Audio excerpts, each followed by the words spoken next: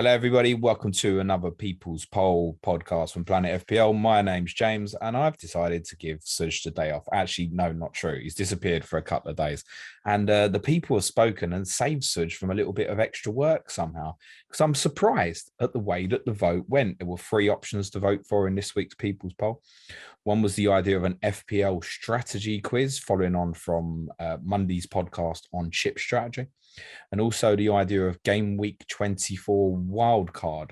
I guess it tells me not many of the Twitter template are looking at a wild card at the moment. The winner of the People's Poll podcast with 42% of the vote was Brendan Rodgers with the question, could his time at Leicester be up? And I'm delighted to say, rather than Suj, I'm joined today by our Leicester City correspondent, Aaron Lagor. How are you, Aaron? I've been better, mate. we've all been here, mate. It's part of being a fan. Let's start with the darkest place first, I think. Then, what in God's name happened on Sunday at Nottingham Forest, mate? Oh my God, it was a car crash, wasn't it? Yes. It was embarrassing, disorganized, dysfunctional,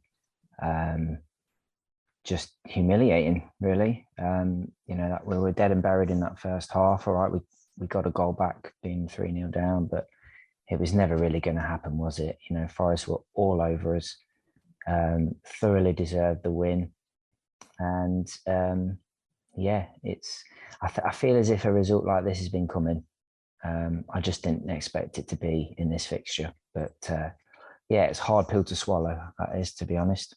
No, as I said to you off camera as well, the fact that the game was broadcast on terrestrial television, on the BBC as well, as highlighted it to people, perhaps people who don't normally watch football as much. Sunday afternoon, I'll watch Nottingham Forest and Leicester. The whole country feels like it sat and watched that game and gone, "Whoa, that's quite painful." To quote your own tweet after the game, Forest outplayed us, outfought us, outclassed us, and took the piss out of us. Deserve winners, and we need to take a hard look at ourselves because that was humiliating. Where, in your opinion, does the hard look at yourselves, where does that need to start? Is that with the players? Is it the manager? Is it something above the manager? I think it's a bit of everything, to be honest. I think Brendan's got to come out and take some kind of accountability for what happened. He's obviously, really gone for the players in the post-match interview. Maybe you could argue rightly or wrongly. Maybe you shouldn't be as, maybe vicious in some of his comments, possibly. I always feel as if it's very, it could be very damning if you do that in public.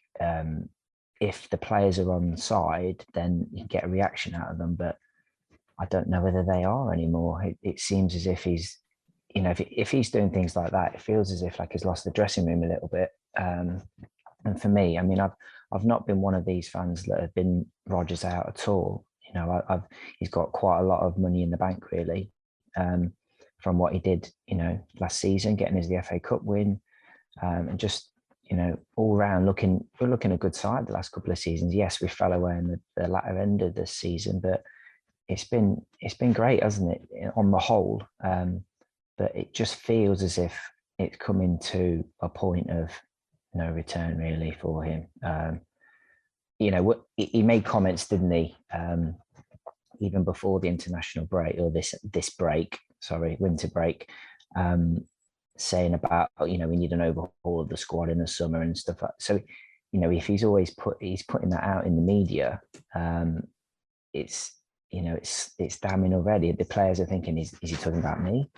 There's obviously a bit of uncertainty there, isn't there? So, yeah, it just feels as if maybe he's taking this group as far as he can. Yeah, I said to you at the top that we've all been there, and kind of this moment where it feels like a real low. Going back to summer 2019 at Tottenham, Pochettino spoke of a painful rebuild, and I've always felt a little bit like yourself. What did the players who were there, who just got to a Champions League final, what did they think of the idea of, well, I've done this and now I'm part of a painful rebuild? Do you no longer want me? If you don't get the players through the door that you want, does that mean I'm here, but I'm surplus to requirements? I think it causes, it's nice for the fan to hear the truth, but sometimes it's better kept in house. I don't know if that's the the right thing to do. The response will either go one way or the other, won't it?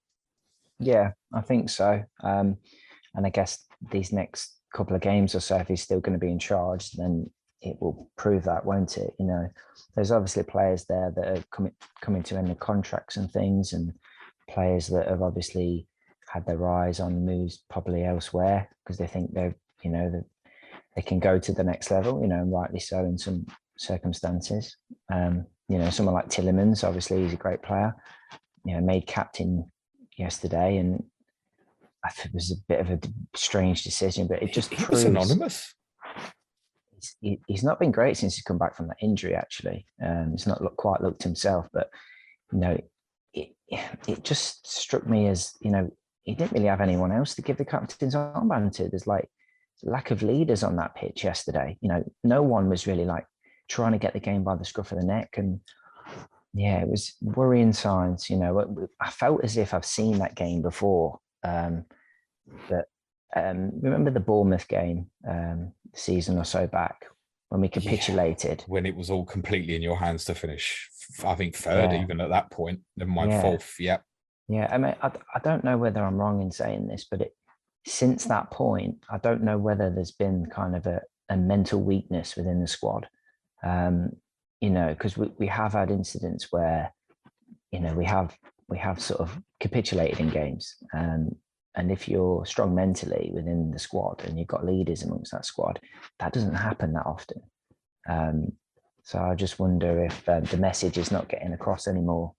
Just needs maybe a new face. It's sad to say because he has been a brilliant manager for us, but he's got a massive job on his hands to pull it around. Do you think he's genuinely at risk then, from the sack as it stands right now, recording as of Monday evening on the 7th? I do, yeah, I do. I mean, if things don't change quickly after a result like that, because that's going to hurt. That hurts as a fan and a supporter. Is there no fight? If they come out in the next game and give it their all and look like they're playing for the manager again, then I think he'll make it to the end of the season at least. But if things turn sour from here on in, then I think he's on borrowed time, personally. And how would you feel if you woke up tomorrow, breaking news, Brendan Rodgers sacked? What goes through your mind emotionally at that point? Just disappointment, really, I think, generally. I mean, I think Brendan comes out and says a lot of the time, says the right things, and he's quite methodical in the way, he talks through games and things like that. Comes out with some bizarre comments at times, like, a lot of people have seen, but generally, I think he's got, he has got an affection for the club, but when he came in, he's always like kind of looking for that next move in a way. And his stock couldn't have been any higher after that, FA Cup win, really. They're miles away now, in my opinion. It would just be quite sad, really, the way if it ends like this. I think we spoke maybe in the pre-season pod about, has he taken this group as far as he can? I don't know whether I said that. I can't remember, but it felt as if it was at a point. And then we had a great pre-season. Everything was looking rosy. And then it felt as if ever since Fofana got injured, everything, just the whole club's collapsed mentally.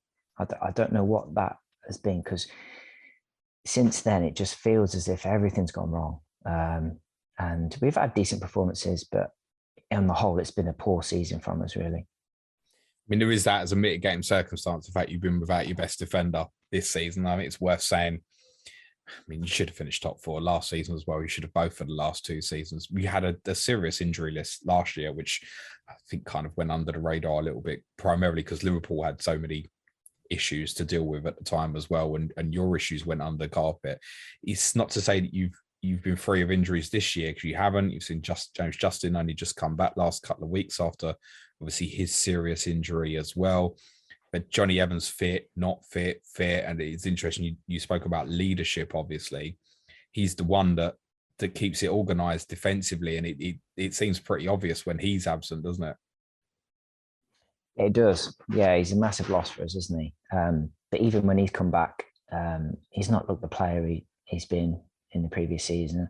And I don't know whether that's down to him just finding his feet again, coming back from a long-term injury.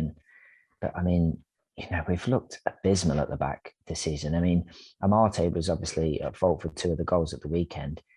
And I mean, when he's come in, he's probably been one of our better defenders. And that says it all, really, this season. It's been so poor. And I don't know, these are seasoned professionals.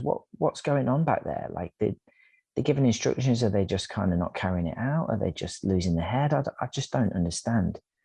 For me, that starts with the coaching. I mean, look at Watford at the weekend. They've gone there. They've been resolute. They've got that clean sheet. Hodgson's gone in there and got a clean sheet. But you wouldn't want your team to play like that, would you? Of After course what you've not. watched the last couple of years. No, of course not. No, that's not what I'm saying. I'm just saying that there should be some kind of structure to being able to like defend a lead, or it just feels as if it's just a mess back there. Why are you trying to make me smile? I mean, is that as well? I mean, to be honest, I can't lie to you. As a neutral, I have no bias for whoever wins you to win or lose on Sunday. But when the second goal went in, I laughed and went, "What again?" There's no way after what happened in the Tottenham game that you can put yourself in. Okay, you've gone 1-0 down at Forest. Okay, it's not great, but there's 70 minutes to go or whatever, and then you blink and it's come off the replay and it's 2-0, exactly the same as the Tottenham game. They didn't even finish the replay, did they? Wouldn't they? I mean, at least the Tottenham game, you got to see the glory of the whole goal. But how can you put yourself in a position where you're so fragile, even having conceded? I mean, the old saying is you're most vulnerable when you've just scored yourself, not when you've just conceded. Yeah. It seems a fragility for you at any point after a goal. We're just generally fragile defensively. Do you think if you'd have had Fofana and Evans all season together, potentially talking, we're not having this conversation maybe? It's potentially. I think it's a big call to say that.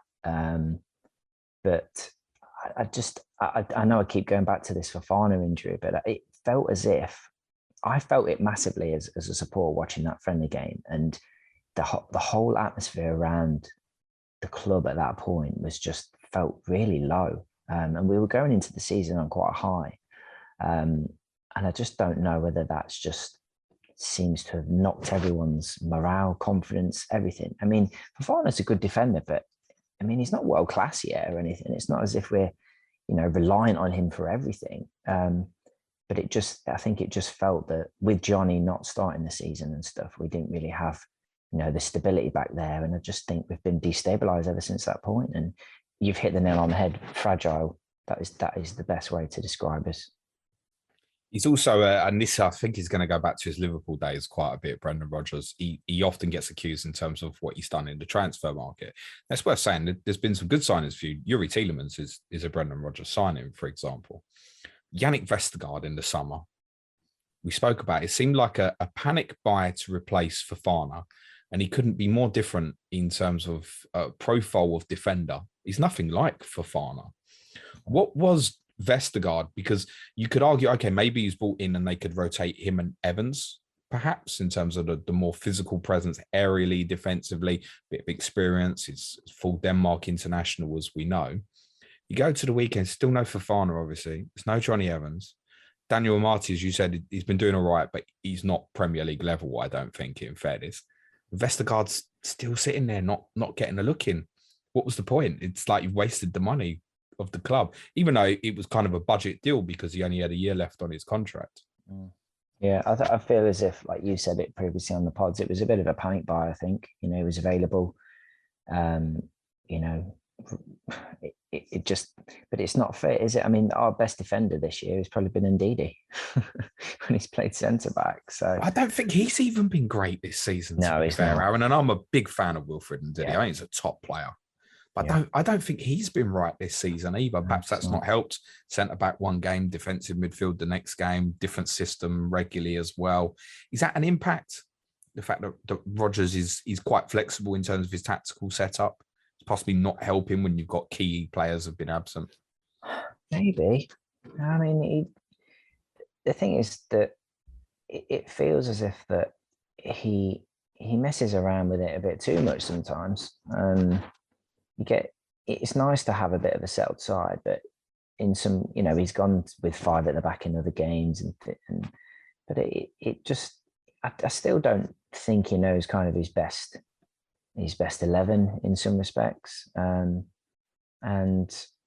I mean, someone like the Justin injury was a big injury for us at that point in time when he got injured, because he was literally playing every position going and doing a fantastic job, Mr. Versatile. And I think that damaged us as well, because then we weren't as flexible to play different formations.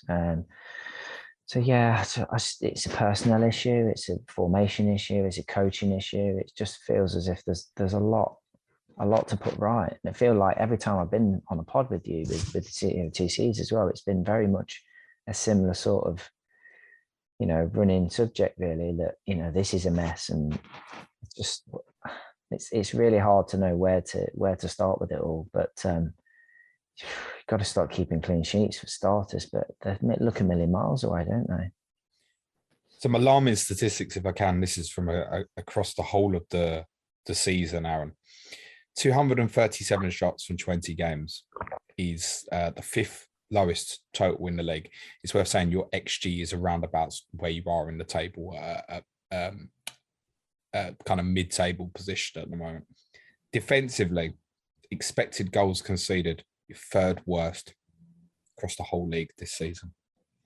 That can't be right, because even with defensive players absent, we speak about that midfield. I mean, I remember me and Suj having a massive debate last season about sort of Souček and Rice and Tielemans and Didi in terms of what's the best partnership. And I'd have taken anyone and gone, yeah, Tielemans and Didi all day long. I think Declan Rice on his own might be better than the two now, in fairness. Yeah. So you've still got a good team. You've got the likes of Dewsbury Hall obviously breaking into the team. You also brought Samari in. You've had Nampalys Mendy, who's obviously been away at AFCON. I think he's now been left out of the 25-man squad. You've obviously got good forward players. When Daka was bought, a lot of us went, what does that mean for Iheanacho now? Well, Daka's not made a difference. Iheanacho's not been getting enough minutes anyway. That doesn't seem to have made sense, because that was right off the bat at the start of the season. Iheanacho finished last season like a train, looked like he was genuinely going to be someone capable of getting 20 goals a season. He's barely started all season. I know, it doesn't make sense, does it? No. Our most informed player of back end of last season, he barely goes into the season starting a game. I mean, what has the guy got to do to get a place in the team? Well, as a neutral, I'd like to see Iheanacho and Daka tried together. Yeah, I think when you play them up top together, then he has to change the formation a little bit, doesn't he? But he's messed around with the 4 at the back and then the 3. I think he's lost the plot a little bit, to be honest. If he has, he's got to go, surely. Excuse me. Yeah, well, that's how. I think it's been getting to that point. I think, we're not all stupid, and we watch these games. And I think the thing that worries me with Rodgers, it seems to be a little bit inept when it comes to like difficult moments in games. Like he doesn't seem to be able to change it. Like obviously against Forest, it wasn't working. Like change it. Why go 3-0 down? Like it doesn't. Yeah, some of his team selections and in-game substitutions and stuff, it's just baffling. So yeah, it's a worry. I would have gladly taken him at Tottenham last summer. Yeah, gladly taken him. Yeah. I've never liked him as an individual. I've said that to you before. I don't think he comes across as someone who's quite vain and likes his own company, I think. And I've been reading today about a lot of Leicester fans saying, actually, not really taken to him. He's done really well, but actually, to go back to kind of Pochettino comparison, like Tottenham fans fell in love with him. I don't actually feel like there's that real kind of love and bond connection between Leicester fans and Brendan Rodgers, in spite of the fact he should have got you Champions League football 2 years in a row. He's delivered the first FA Cup in the club's history. Are you almost, do you think, victims of your own success, bringing the title winning from a few years ago as well, that the fact you're at mid-table, and actually, if I'd have said to you 6-7 years ago, before the title win, you're going to be finished mid-table and we're going to be talking about sacking your manager. You wouldn't have believed me. Yeah. And that's part of the problem. Yeah, a little bit. I mean, I think that comes with high-end expectations. When you win the league, obviously, no matter what you think about that title winning season, it was fantastic. And you then, as a fan base, maybe raise expectations to a degree.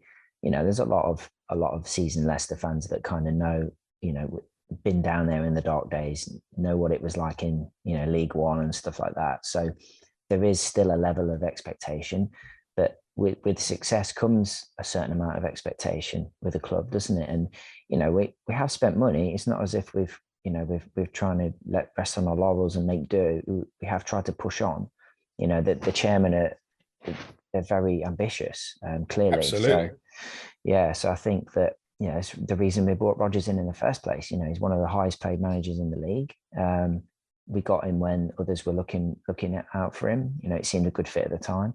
I do agree with the affinity with the club and stuff. I do feel as if he's done a good job. That there isn't that affection for him there, but that's not to say that's not necessarily a bad thing. I think he obviously is coming in as someone that's ambitious and wants to, brighten his CV in a way. So we understand that as supporters, we get that, but be concentrating on the job that you've got in hand. And it feels as if maybe his head's been turned elsewhere. Yeah, we thought certainly sort of after Solskjaer got sacked and possibly even a little bit before, I'd said to you that I'd heard rumours that United had a deal in place for Rodgers to go there at the end of the season. But as it stands, there's no way Brendan Rodgers can walk through the door as Manchester United manager, is there? No. On what he's producing as a manager at this moment. United fans are not going to take that. No. But I do wonder if there's a little bit of that perhaps his head's been turned, and there might be that little bit where possibly the United job, perhaps even being linked to sort of Tottenham and Arsenal in the past, and thinking maybe I should have walked at kind of the highest point, because as it stands, if he doesn't turn this round at Leicester, those jobs aren't going to come up again for him in the future. No, I don't think so either, to be honest. If you go through this painful rebuild and he stays, and I think at the moment we have to, I don't think anybody's saying that Brendan Rodgers, if Brendan Rodgers did get sacked right now, it would be a real shock, I think. But I think he's beginning to put himself in a position where even some Leicester fans like yourself, you're not sure. You feel like he might have lost them a little bit. But if he stays and this painful rebuild is going to happen, who stays? Player-wise? Yeah. It's a difficult question to answer, really. Goalkeeper, does he need replacing? He will in time. I don't think it's an immediate issue. I don't think Danny Ward is a bad backup. I don't know whether he's kind of elite level Premier League, but he's not done a bad job and rarely let us down when he's come in. But yeah, I mean, Schmeichel's still very fit and able. I think he's got a good couple of seasons left in him. But it almost feels as if we need two centre backs.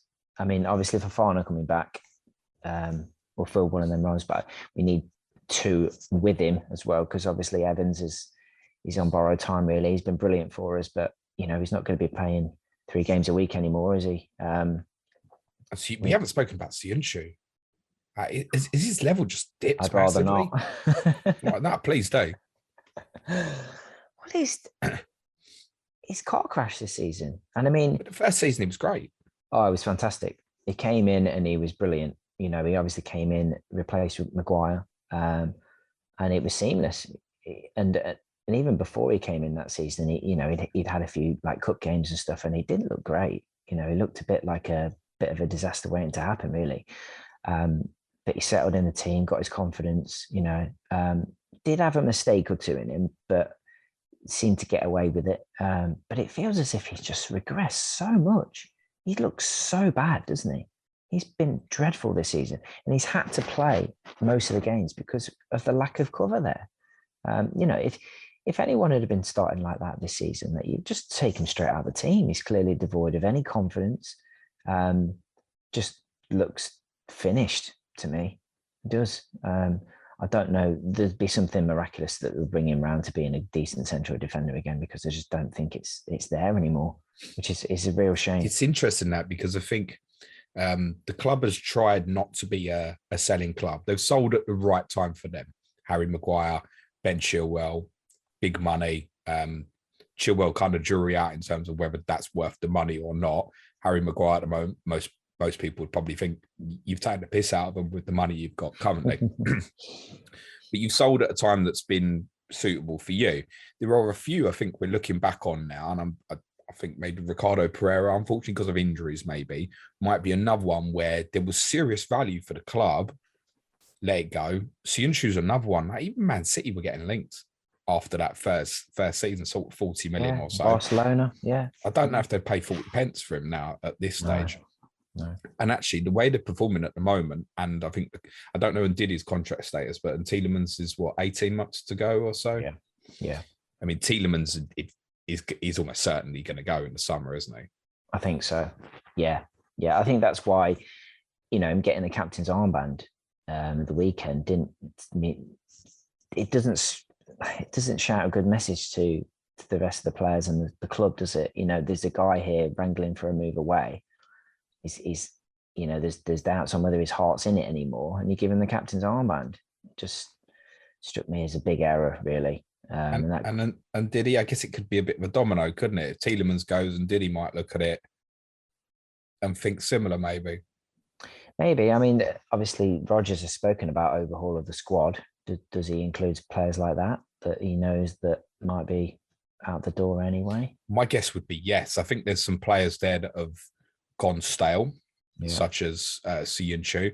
There's players who've been unfortunate because of injuries, like Ricardo Pereira. It might just be one that he needs a fresh start. I think Ben Chilwell wasn't replaced. I think Harry Maguire has been, with Siyunshu obviously came into the side. Wesley Fofana bought. Chilwell hasn't really been replaced. I think Luke Thomas has done okay at left back. It's not a player I think has disgraced himself. But you went and got Ryan Bertrand in the summer. I was reading in The Athletic today that Leicester only wanted to give him a 1-year deal, but he wouldn't sign unless it was 2 years with an option for an extra year. You've hardly seen him. It looks like Thomas has probably got favouritism over him anyway. I imagine he's not on cheap wages. It'd be difficult to move on. He's just been left out of the Conference League squad as well. Has he been left out, has he?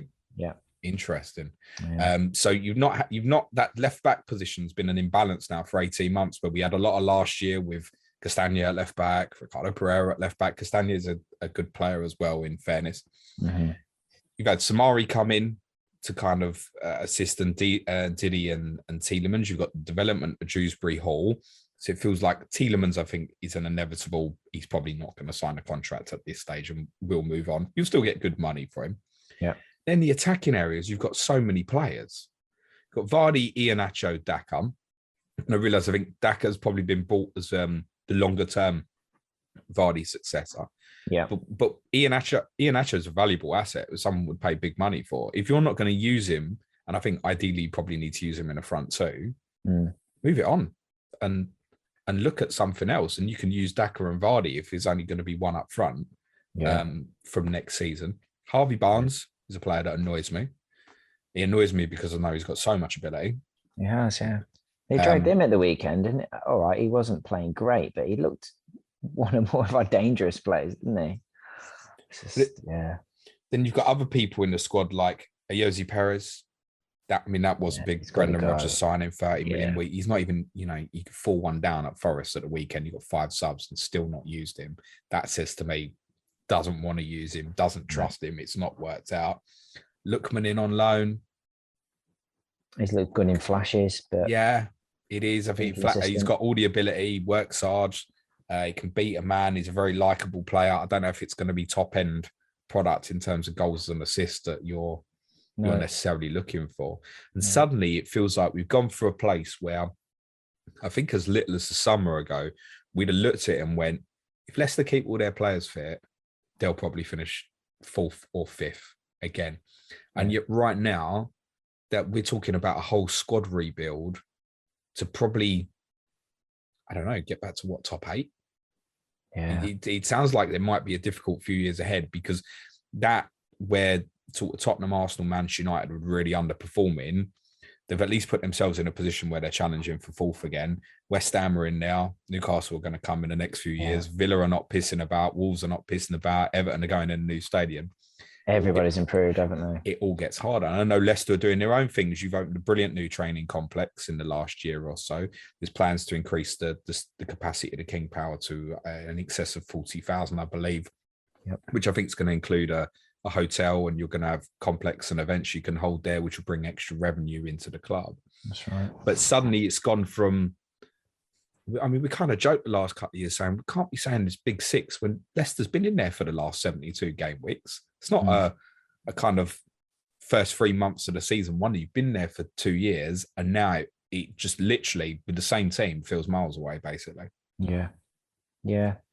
And that's where I think the manager's position comes into question, because actually, although there's problems with that squad, someone might come in and revitalise it, because there are still a lot of good players there. Yeah, I think we all know that, don't they? There's a really basis of a really good team there still, but it feels as if maybe they just need a different voice, some fresh ideas. It's even the Liverpool game was only 6 weeks or so ago.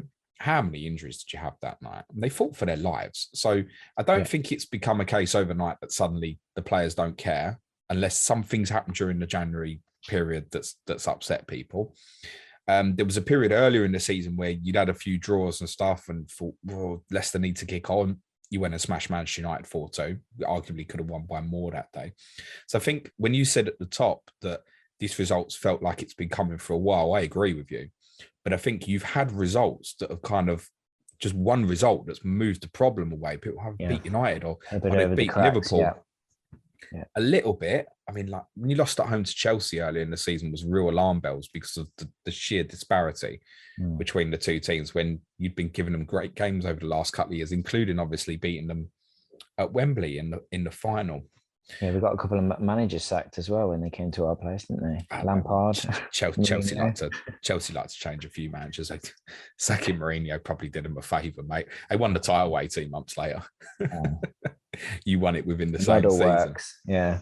What do you think happens next? What do I think happens next? For the remainder of this season? Well, the ship needs steadying.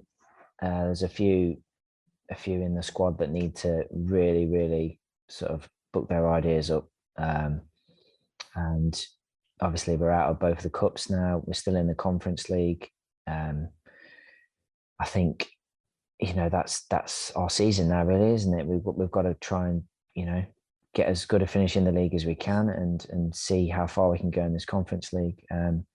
If we can try and get everybody back fit, Fofana's not too far away now. Obviously, he's going to take a bit of a while to get up to speed, but try and just get a bit of a nucleus of where we want to be moving forward, and just see where we are at the end of the season.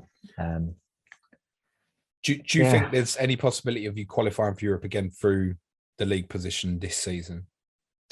I would say it's unlikely at this moment in time, unless there's a real uptick in performances. I think it's too difficult now. I think there's too many teams in and around us and above us that are far superior to us, and are on, even yourselves, you're really improving. And, the likes of West Ham and stuff, they've gone up another level or two, haven't they? So it feels like we're lagging behind quite a bit. So I would say it's very far away at this moment in time. At Tottenham, the change is because of the manager. Yeah. Ironically, there's not a lot that's changed in personnel. Obviously, very recently, he's moved a few out. I mean, one game with the new players and out, but it's the manager that's changed things. And it's worth saying when Brendan Rodgers came into Leicester originally, what was March time, wasn't it? I think. Yeah. Changed and then instantly it improved from there. Was it Claude Puel he took over from? It was, yeah. And it was in a bad way. You got smashed like 4-1 at home to Palace. I remember it was in a bad way where suddenly you looked like a team that would be going back to being sort of bottom 6, 7 or so.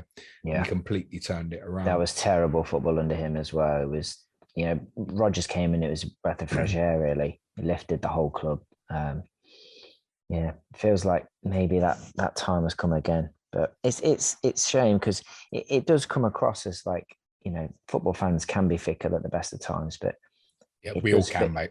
Yeah, and I mean, obviously, you can easily forget that only a few months back we were lifting the FA Cup and stuff, and one of the greatest days in our history. But football's ever changing, and if you're only as good as your last result, aren't you? So, well, the greatest achievement, arguably in English football history, the manager was sacked. What, 6-7 months afterwards? Exactly. So there's history as well for them to, and I know I've heard a lot of people say Rodgers has got credit in the bank, and I agree. The last 2 league campaigns have been fantastic. First ever FA Cup. Similarly, and I know it was more dramatic with Ranieri because actually at the point Ranieri was sacked, you really were in a relegation fight. Yeah. So it was far more desperate than what the situation is now. But if they think that he's lost the dressing room or something, they'll pull the plug. And when you look at the week ahead, Liverpool away, West Ham at home. I mean, honestly, at the moment, I couldn't fancy you in either of those fixtures at the moment because I feel like, and we said this on COTC probably 3-4 months ago, you've got to get out of position, mate, where you need to score 2 goals to win a game of football all the time. That was the position you were in. I mean, those 2 games, the way you defend it, mate, you might need to score 3 or 4 to win them. Yeah. That's how it feels. Yeah. How do you see that as the week ahead? Do you feel similarly to that at the moment? Oh, completely.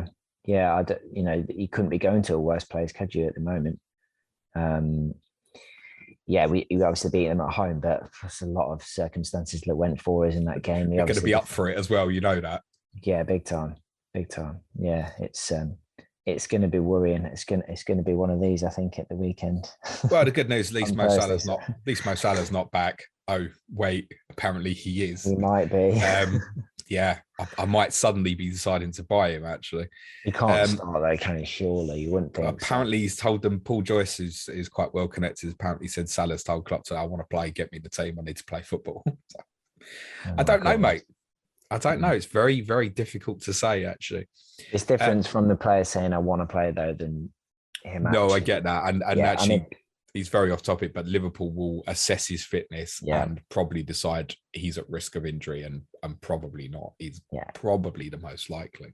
I mean, he's a fitness monster, so it wouldn't surprise me if he started, but it's a lot. He's had a lot of game time, hasn't he, over those few days? All 4 of the games went to extra time, didn't they? Yeah. So, but then 90 minutes might feel easy, or if he plays an hour, it feel like half a game for him, wouldn't it? I suppose it will against us anyway.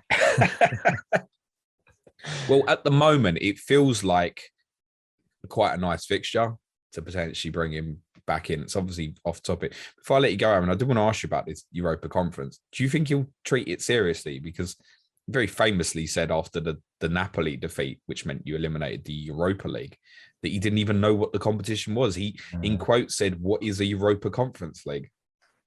Yeah, you can't come out with comments like that, can you, really? It's bizarre. I think he has to. You look stupid if you go and win it. Yeah, I know, yeah. I think he has to take it seriously. I don't think the fans will take anything less, really. What else have we got to play for this year? So, well, there is that as well. The Europa League is notoriously quite difficult to navigate, and this competition is obviously no different. You're going into a tournament at last 32 stage. There are a lot of teams, obviously, that you need to beat, but there's some shite in there, and I can tell you that as a team that just got eliminated from the competition, but that's because we didn't turn up for a game.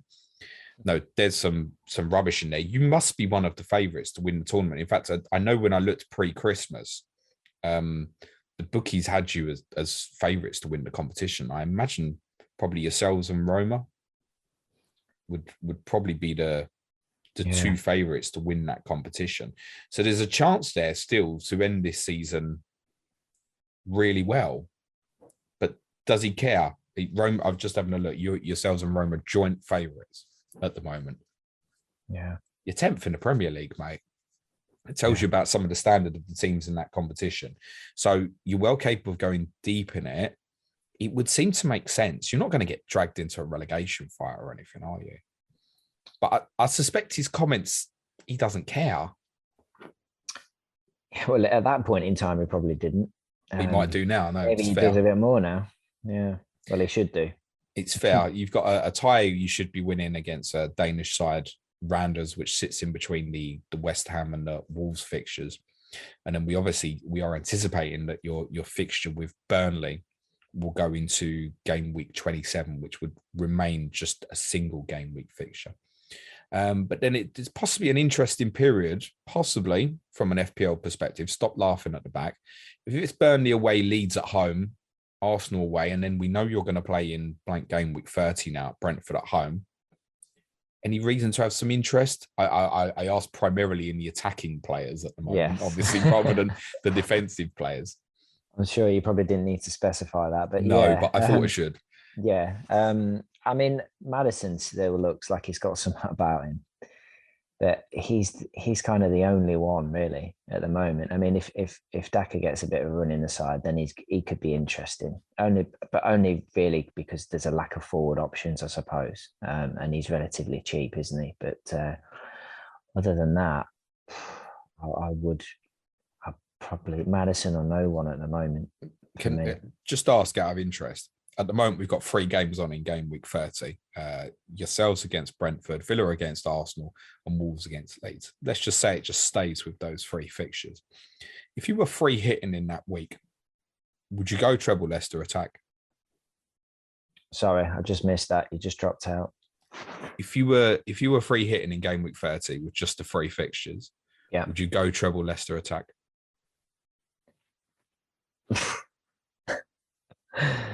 Obviously with Tony and Mbumo and Christian Eriksen as well, so you'd have 6 attackers from the game. I think you probably have to. You definitely go, if it was looking at that point that was more likely that we got a bit more of a settled lineup, then I think you'd probably go Maddison, at least one other, I would say. Reality is, as it stands, the most attractive fixture in game week 30 is likely to be yours. Yeah.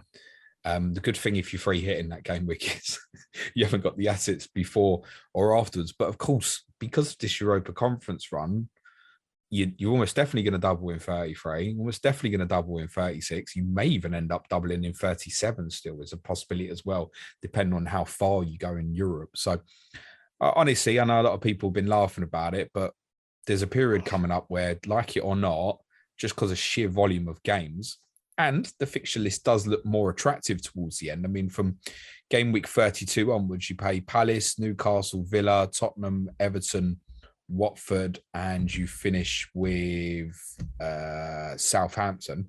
And you've got games to rearrange that include Burnley, we think is going to happen 27, but also another game with Everton and Norwich at home as well at some point.